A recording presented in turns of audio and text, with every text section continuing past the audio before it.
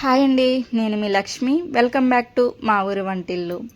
ఈరోజు చాలా మంచి వీడియోతో మీ ముందుకు వచ్చేసాను. ఈ కర్రీని కనుక మీ ఇంట్లో చేస్తే 100కు 100 మార్కులు మాత్రం వేయకుండా ఉండలేరండి, అంత టేస్టీగా ఉంటుంది.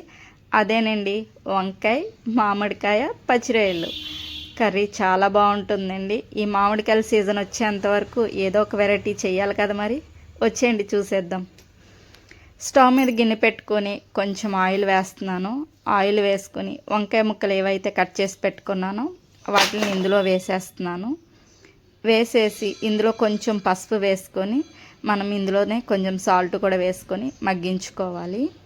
ఇవి కొంచెం మగ్గంగానే మనం కట్ చేసి పెట్టుకున్న మామిడికాయ ముక్కలు ఏవైతే ఉన్నాయో అవి కూడా ఇందులో వేసేయాలి. అవి కూడా వేసేసి ఒక్క 2 నిమిషాలు అన్నది అలా కొంచెం ఫ్రై చేసుకున్న తర్వాత ఇవి వాటర్ వేసుకొని కొంచెం ఉడికించి పక్కన పెట్టుకోవాలి. మనం వాటర్ అన్నది కంపల్సరీ వేయాలండి. కొంచెం వాటర్ వేసుకొని ఇలా ఉడికించి పక్కన పెట్టుకున్నాను.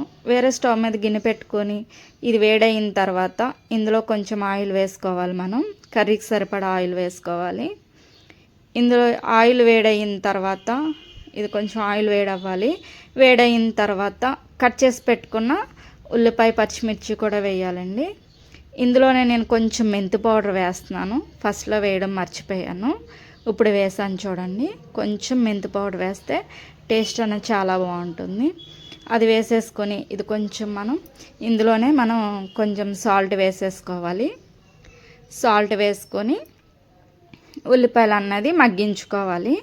ఇలా కలుపుతూ మగ్గించుకోవాలి.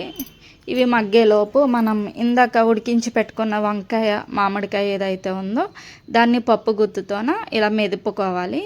ఈ విధంగా చూపిస్తున్నాను కదండి, ఆ విధంగా మనం మెదిపి పక్కన పెట్టుకున్నాను. అప్పటి వరకు ఈ ఉల్లిపాయలు అన్నది మగ్గిపోయినాయి కదా. ఇప్పుడు మనం ఇందులో కడిగి క్లీన్ చేసి పెట్టుకున్న పచ్చిరొయ్యలు ఏవైతే ఉన్నాయో అవి ఇందులో వేసేయాలి. ఇందులో వేసేసుకొని మనం ఇందులోనే కొంచెం పసుపు వేసుకోవాలి. పసుపు వేసుకొని ఈ పచ్చిరొయ్యలు అన్నది వాటర్ అన్నది వదులుతుంది కదండి, ఆ వాటర్ పోయేంత వరకు మనం దీన్ని అలాగా మగ్గించుకుంటూ ఉండాలి. పచ్చిరొయ్యలు అన్నది అలా మగ్గించుకుంటూ మూత పెట్టుకొని కలుపుకుంటూ మనం మగ్గించుకోవాలి. చూసారా, ఇలా మగ్గిపోయిన తర్వాత మనం ఇందులో వాటర్ అంతా ఏమీ లేదు, ఆయిల్ అన్నది సెపరేట్ అయింది చూసారా.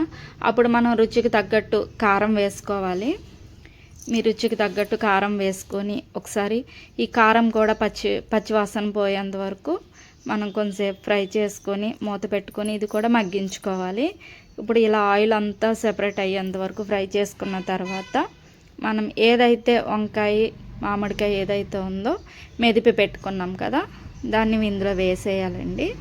వేసేసి ఒకసారి మొత్తం అంతా కూడా బాగా కలిపేసుకోవాలి. ఇలా కలిపి పెట్టేసుకోవాలండి.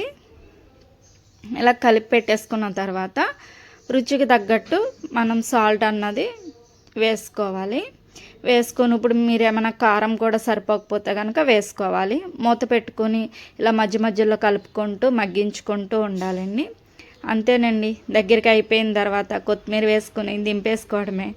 చాలా సింపుల్గా చాలా టేస్టీగా కూడా ఉంటుంది. మీరు కూడా ఒకసారి ట్రై చేసి ఎలా వచ్చిందో కామెంట్ చేయడం మాత్రం మర్చిపోకండి. Thank you.